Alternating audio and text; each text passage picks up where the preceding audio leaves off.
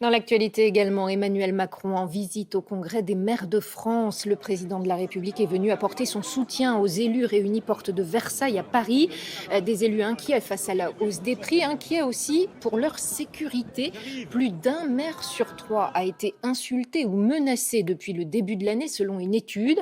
Face à la montée de ces incivilités, les gendarmes ont lancé il y a un an une application spécifique. Sa toute dernière version est présentée justement au salon. Maïla Mendy, Merak Movsissia. Un gendarme dans la poche des élus. Derrière cette formule se cache l'application Jean d'élu. Comment ça marche? Démonstration. En cliquant sur la petite bulle de chat, voilà, et puis vous allez poser une question générale et vous allez voir ce qui se passe. Voilà, on voit chat élu, ça veut dire qu'on sait que c'est un élu qui nous contacte hein, et vous allez normalement avoir une réponse assez rapide.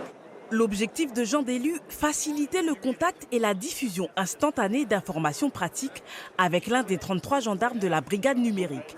Le maire de Gambais, commune de 2600 habitants dans les Yvelines, utilise l'application depuis un an. Face à la montée des incivilités envers les élus, le concept l'a séduit. Cette application est rassurante. Le maire est en liaison avec sa brigade territoriale. Mais bien sûr, la brigade territoriale n'est pas en permanence non plus sur son territoire. Elle n'a pas qu'une seule commune à s'occuper. Donc d'avoir une application dédiée à l'élu est toujours bénéfique. Après une première version testée par des dizaines de milliers d'élus, l'application s'est enrichie et est au plus près de la vie des élus locaux. On peut parler simplement de l'accompagnement dans la gestion, j'allais dire, au quotidien des problématiques de l'élu, telles que les divagations d'animaux, les installations licites, la problématique des dépôts de déchets, des abandons d'épaves ou des brûlages à l'air libre de déchets, par exemple. Avec cette application, les élus disposent d'éléments pour répondre et calmer le jeu lorsque la situation se tend.